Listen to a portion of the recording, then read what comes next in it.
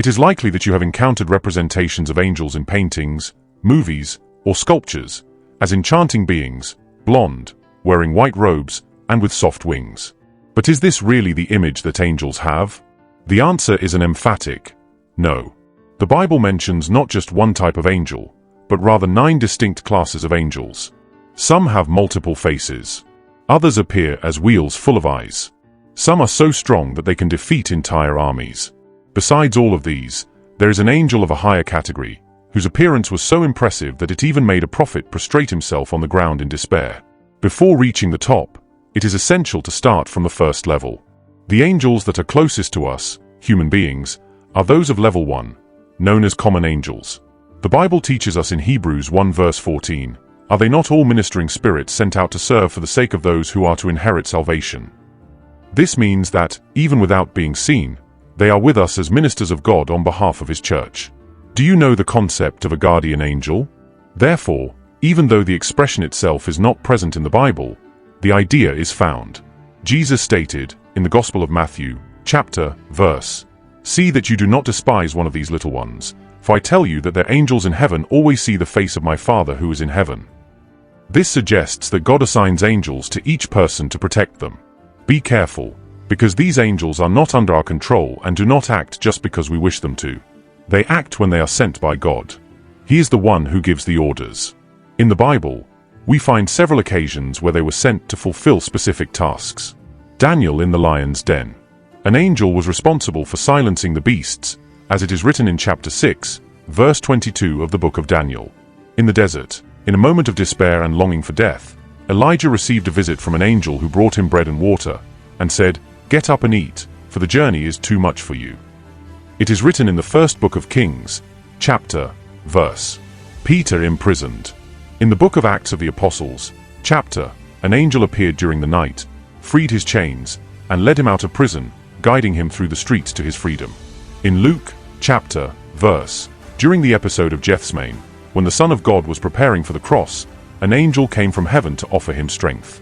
These examples demonstrate that they possess a true power to protect, liberate, console, and even intervene in the material world. However, it is important to note that there is a quite clear warning. We must not worship them.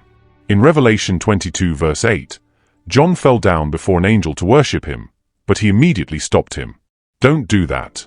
I am your servant and the servant of your brothers who hold the testimony of Jesus. Love God.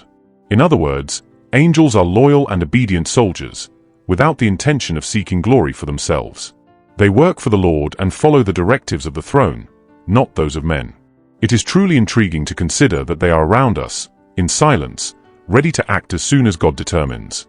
Strong enough to break chains, pass through walls, alter destinies, and transform realities. Despite all this power, these angels do not compare to what is to come, for there is a class of angels that is significantly superior, the warriors with maximum authority, archangels, of the second level. If regular angels already surprise us with their power and their actions in crucial moments, imagine then the archangels. The word archangel translates directly as chief angel, referring to the one who stands above the other angels, resembling an army commander. The Bible clearly mentions only one archangel by name, Michael, despite popular tradition citing several. In the chapter and verse of the letter of Jude, it is mentioned, "But the archangel Michael, when contending with the devil and disputing about the body of Moses, did not dare pronounce a judgment of condemnation against him, but said, 'The Lord rebuke you.'" Note that Michael is not just an angel, but the supreme general of the heavenly forces. His role is to fight. In the chapter of Revelation, we find Michael once again in action. And there was conflict in heaven. Michael and his angels fought against the dragon. And the dragon fought, along with his angels, but they could not win, nor did they find their place in the heavens anymore. Here Michael is portrayed as the supreme leader against Satan himself, the dragon. But Michael is not the only celestial messenger mentioned in the Bible. Gabriel is also with us. Although the Bible never explicitly refers to him as an archangel, Gabriel is presented as a messenger in important moments of salvation history. Gabriel is the one who, in chapter, verse, of the book of Daniel, clarifies the vision of the rams and goats to the prophet. In the chapter and verse of the book of Daniel, once again Gabriel appears to explain the prophetic weeks. In the Gospel of Luke, chapter, verse, it is Gabriel who addresses Zechariah in the temple, announcing the birth of John the Baptist. In the chapter and verse of Luke, it is he who goes to Mary to inform her that she would conceive and give birth to Jesus, the Son of the Most High. Identify the regularity. While Michael is portrayed as the warrior, Gabriel is shown as the messenger during the revelations. Two distinct roles, but both essential to the strategy. Michael defends the people of God with his sword and strength, while Gabriel conveys God's designs with precision and authority. What can we learn from all this? The archangels do not appear without a reason. They don't appear in just any situation. Their presence suggests an extraordinary action from heaven. When Michael is called, it is a sign that a large-scale spiritual battle is taking place. Gabriel is sent when divine communication is about to transform the history of humanity. If regular angels are intimidatingly strong, imagine the impact of an archangel. They don't just come to rescue someone in trouble, but to decide destinies, transform eras, create paths of salvation, and, when necessary, confront the deepest evil forces. Despite the strength of the archangels, there is an even deeper dimension in the spiritual realm. For what reason? While up to this point we have found angels operating in individual matters or large-scale actions, the next level deals with something much more comprehensive. Peoples, empires, and nations. The principalities. Third level. The very etymology of the word reveals a lot. Principalities is related to princes, the act of governing, and the authority exercised over vast territories and their populations. They influence not only people but also nations and civilizations. One of the most notable examples is found in the chapter of the book of the prophet Daniel. While fasting and praying, Daniel had a vision. Thus, a messenger from heaven appears and declares, "From the first day that you set your heart to understand and humble yourself before your God, your words were heard. It was because of your words that I arrived. However, the prince of the kingdom of Persia resisted me for days. Then Michael, one of the chief princes, came to help me." Pause for a moment and reflect on what this represents. While Daniel prayed, a real spiritual battle was underway. An angel of God was detained by an evil principality that ruled Persia. The fight was so fierce that Michael, the archangel, had to intervene. This text shows something incredible. There are angels who have the task of watching over certain regions and nations. Some are instruments of God to inspire, protect, and guide. Others who were defeated transformed into evil principalities that terrorize entire regions, spreading darkness, corruption, and violence. If this happened in biblical times, it certainly is no different today. For what reason do some harmful ideologies emerge in certain countries and spread with such intensity? Why do certain areas seem to reject the gospel for long periods, while others experience revival suddenly? Are there not also spiritual forces operating behind the scenes of history? This seems to be corroborated by the Apostle Paul in his epistle to the Ephesians, chapter, verse. "For our struggle is not against flesh and blood, but against principalities, against powers, against the rulers of this dark world, against spiritual forces of evil in the heavenly realms." The principalities, then, are not mere metaphors. They are real and invisible forces that affect governments, leaders, systems, and even entire cultures. It doesn't mean they dominate people to the point of treating them like robots, but they motivate, tempt, influence, and establish contexts that favor decision-making, whether positive or negative. In the Bible, we can cite the hardening of Pharaoh's heart during the Exodus. Despite it being his choice, there was a spiritual influence that opposed God's plan. The Babylonian Empire, used by God as a form of judgment, was also characterized by its idolatry and oppression, which indicates a significant influence of principalities. The Roman Empire itself, which did not hesitate to persecute Christians in the early centuries, was driven by forces that went beyond the political sphere, also encompassing spiritual aspects. Or, to take a more recent example, what ideologies led to the death of millions in the 20th century? Areas that are constantly in conflict. Peoples who seem condemned to live between corruption and injustice, generation after generation. Is it just a coincidence?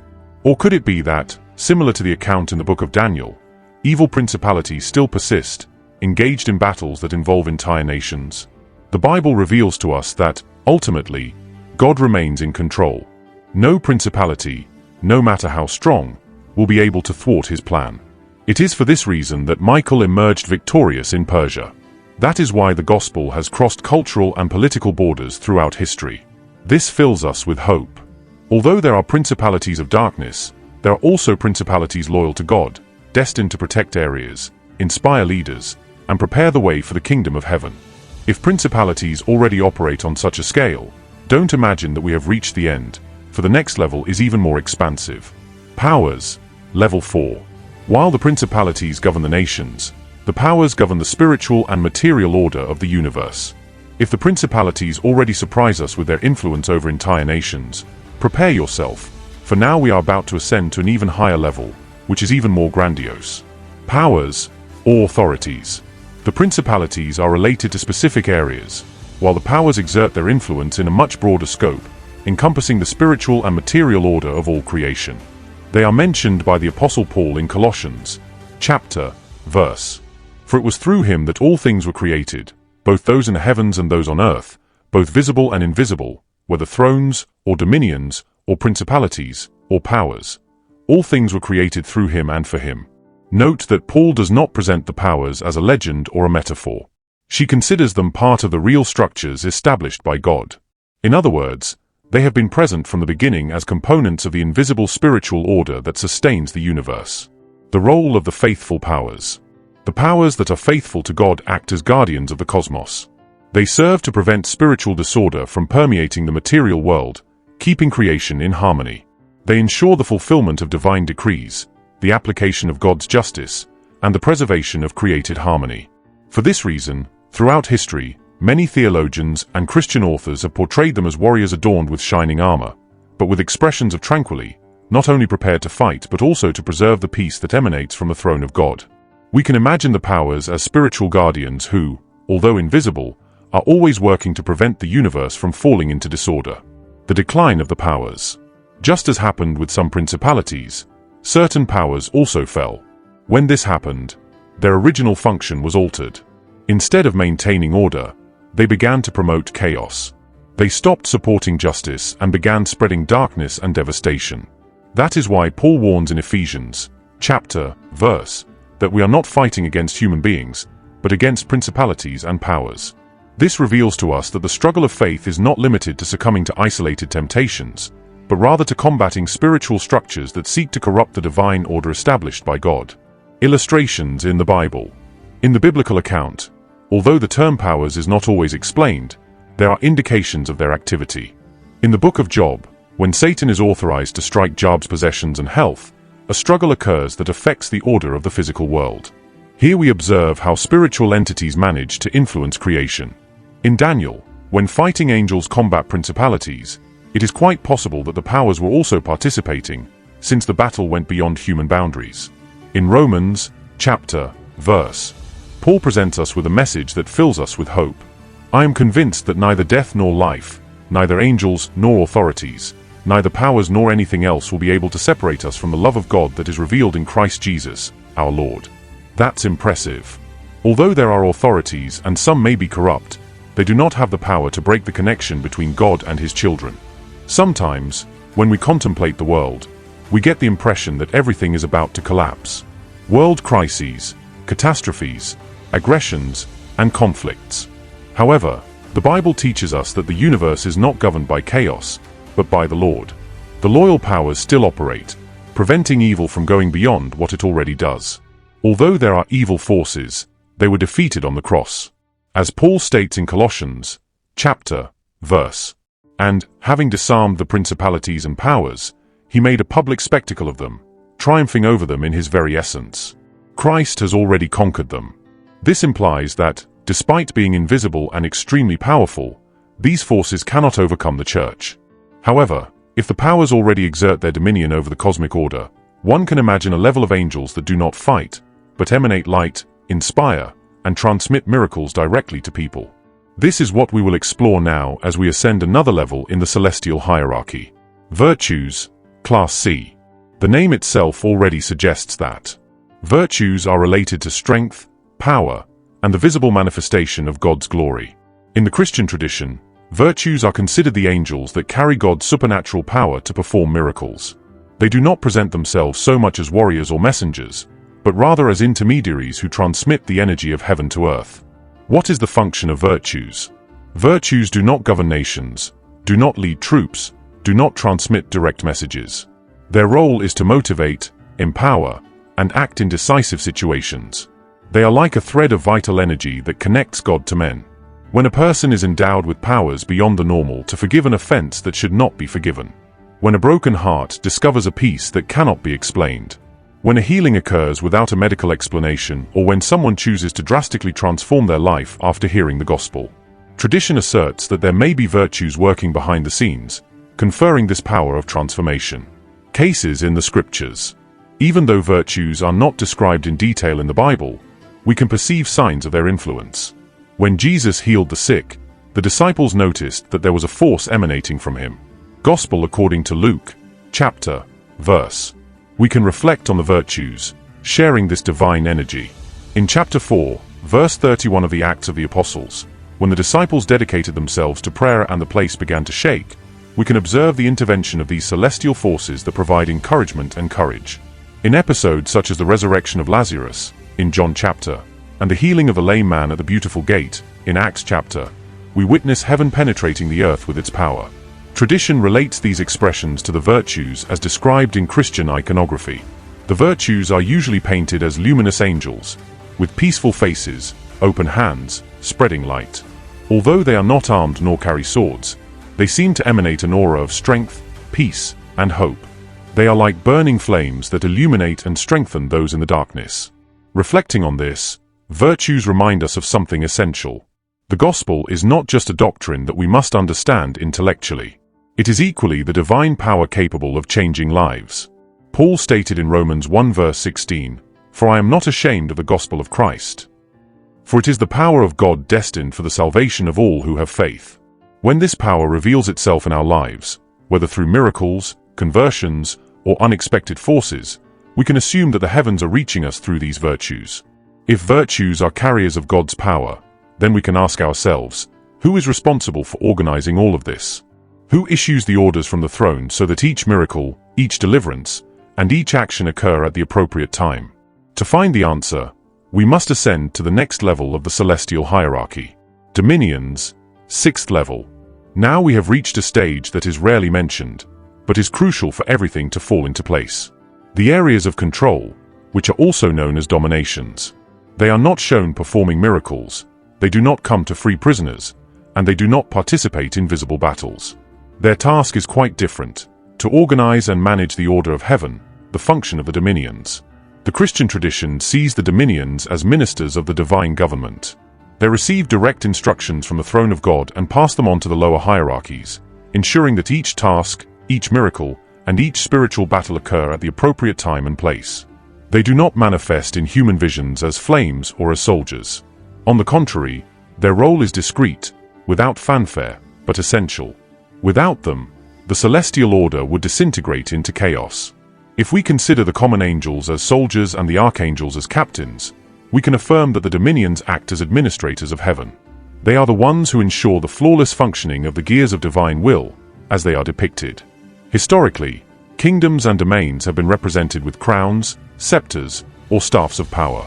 Some appear holding spheres or orbs with crosses, representing that their authority is not something that belongs to them, but is granted by Christ. They do not present themselves as combatants, but rather as peaceful rulers, always vigilant and ready to implement the instructions that come from the throne. What can we extract from this? The domains remind us of something crucial. God is a God who promotes order, not disorder. Just as a country requires a structure to operate, heaven also has its ideal organization. There are no coincidences. Everything has a purpose. Each angel that is sent, each message that is communicated, each miracle that happens is the result of a higher order that was processed by these administrators of heaven. Paul refers to these spiritual categories in Colossians 1 verse 16, when he mentions thrones, dominions, principalities, and powers. But if the dominions are the administrators, who is the one who carries the very presence of God in motion? Who carries the burden of divine glory? This is what we will explore in the next level, as we reach the impressive and enigmatic thrones. Thrones of S level. If the dominions leave us in or as the rulers of the order of the heavens, now we encounter an entirely enigmatic level that surpasses our human capacity for imagination, the thrones. When we mention the word throne, our mind quickly associates the image with a royal chair that represents power and authority. However, in the hierarchy of the heavens, the thrones are not moving things, nor are they objects, but rather living entities. They are considered beings of supreme intelligence who maintain the presence and majesty of God. The vision of Ezekiel. One of the most powerful visions in the entire Bible belongs to the prophet Ezekiel. In the first chapter, he recounts his observations along the Chebar River. In the wheels, there was a kind of appearance similar to beryl.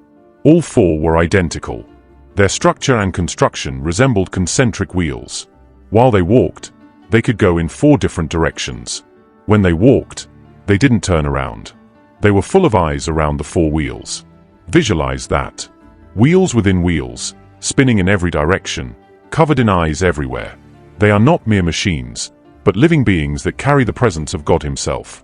Later, in Ezekiel chapter 10, the prophet recognizes these creatures again and names them clearly. I knew that they were cherubim.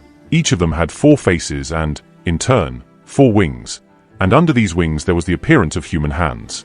Here, Ezekiel relates the vision of the thrones with the cherubim, highlighting the complexity and depth of this revelation.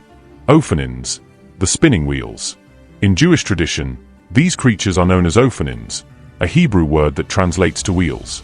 They are considered the mobile base of God's throne, as if the Lord were always in motion, reigning everywhere. Eyes everywhere, in all directions, symbolizing something much deeper. Everything is noticed by them. The thrones observe all of existence, perceive every detail, and for this reason, they are linked to God's infallible judgment. When the Lord executes a judgment, the thrones are present, ensuring that each decision is just and that nothing remains secret. Representations. Throughout history, many artists have tried to represent the thrones in their works, but most of the time, they have failed, as it is impossible to capture in images something of such magnitude. Some described them as wheels of fire, while others imagined them as cosmic structures filled with eyes. The truth is that the biblical narrative leaves us speechless. We are dealing with something that the human mind cannot fully comprehend. What lessons can we draw from the thrones? The God we worship does not govern in a restricted manner.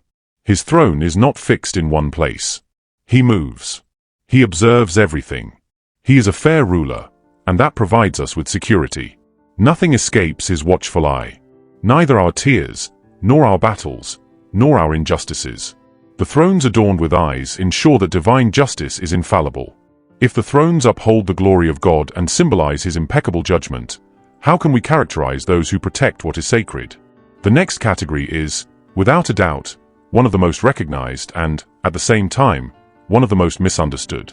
Cherubim, 8th order. When cherubs are mentioned, the first image that many imagine is that of small, chubby angels with wings, depicted on the ceilings of churches during the Renaissance. However, in the Bible, the reality is entirely different.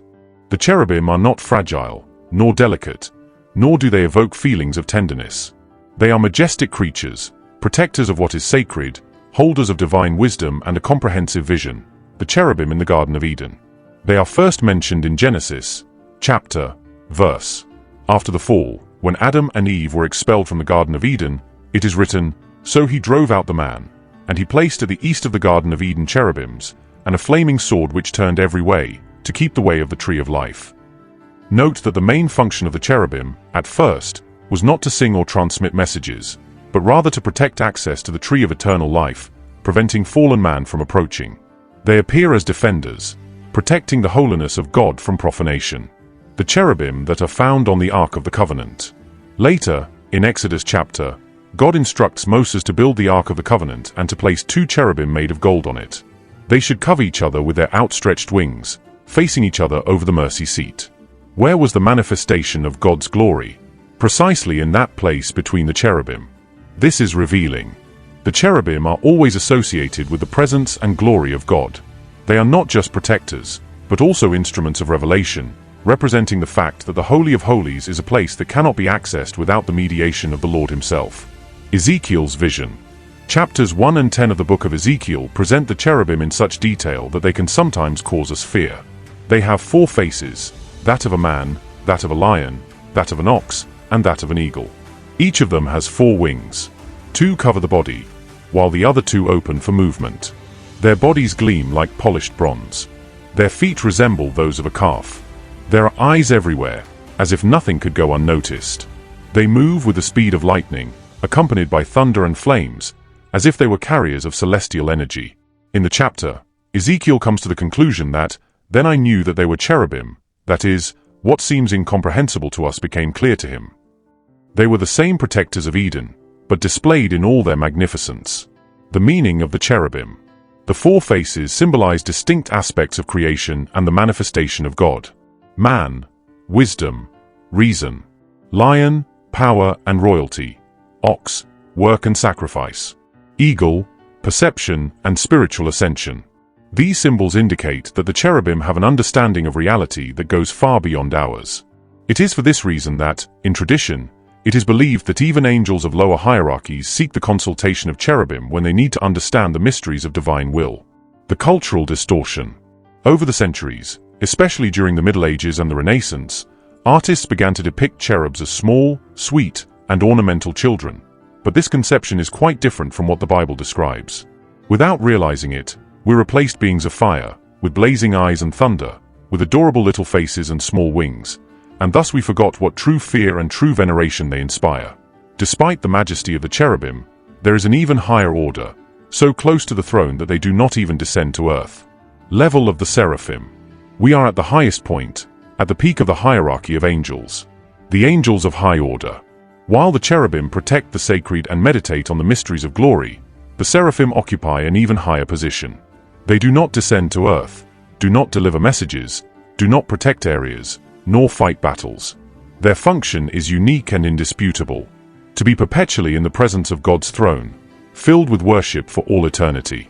The revelation of Isaiah. In Isaiah, chapter verses 2, the Bible mentions them clearly. In the year that King Uzziah died, I saw the Lord sitting on a high and lofty throne, and his robe filled the temple. Seraphim were above him. Each one had 6 wings. With 2 of them, they covered their faces, with another 2, they covered their feet, and with the remaining 2, they flew. And they called out to one another, proclaiming, "Holy, holy, holy is the Lord of hosts. The whole world is full of his glory." Visualize the scene, the temple shaking, smoke filling the air, and resonant voices reverberating like thunder. They are, not in a whispered manner, nor with gentle songs, but through deafening screams that shake the spiritual foundations. What the name means. The word seraphim originates from the Hebrew saraph, which translates as burning, blazing, inflaming. They are, in fact, those who burn, but they are not consumed by anger or condemnation. Burn with love, pure, holy, uncontrollable love for the glory of God. They are tongues of fire, burning and, at the same time, fueled by the divine flame. The repercussions in Isaiah. Upon looking at the seraphim, the prophet could not contain his reaction.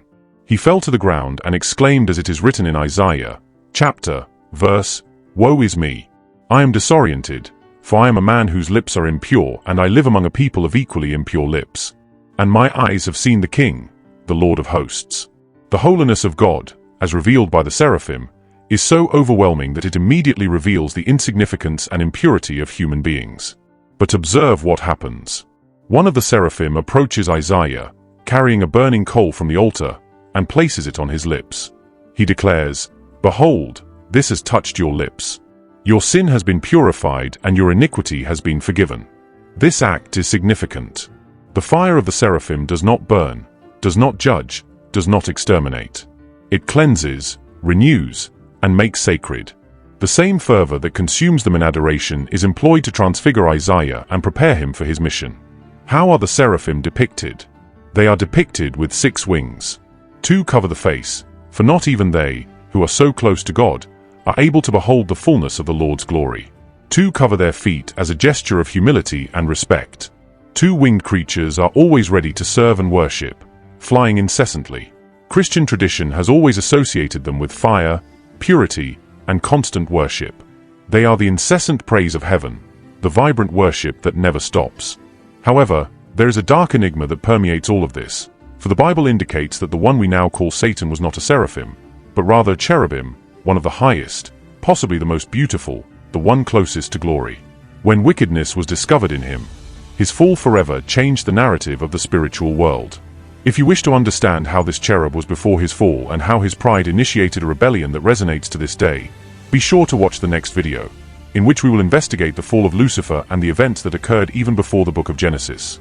Throughout this journey that we explored in the angelic hierarchy, from the angels closest to us to the seraphim who ardently stand before the throne of God, we have reached a quite significant conclusion. The angels have great power, but they are not the main focus. They are beings who obey, servants, soldiers, and ministers who carry out the instructions they receive, do not act on their own will, do not seek to be worshipped, and do not rival God. All, from the simplest to the most magnificent, are fully dedicated to the same goal, to fulfill the Creator's will and glorify Him. It is for this reason that the Bible warns us, we should not worship them, we should not call upon them, we should not light candles in their honor or adore them. The angels serve, but the Son is the sovereign. They are light, but Jesus is the light itself. They carry embers from the altar, but Christ is the eternal fire that incinerates all sin. They maintain order, but He is the true King who governs everything. Application in our lives. And what is the meaning of all this in our lives? That we are not alone. There is a spiritual world that is real, dynamic, and often invisible to us, but always present. Angels protect us, give us strength, and assist us in crucial moments. Princes and spiritual authorities fight for territories and countries. Above all, the throne of God remains stable, sustained by creatures who never cease to proclaim, "Holy, holy, holy is the Lord of hosts." If you are amazed by the strength and magnificence of these 9 levels of angels, prepare yourself, for what is to come is even more incredible. Soon, in the next video, we will unravel the story of Lucifer, a high-ranking cherub who rebelled and forever altered the course of the spiritual world. Thank you very much for staying until here, and watch more videos that are here on the side, which will surely bring you more knowledge and wisdom. Stay with God, and until our next video.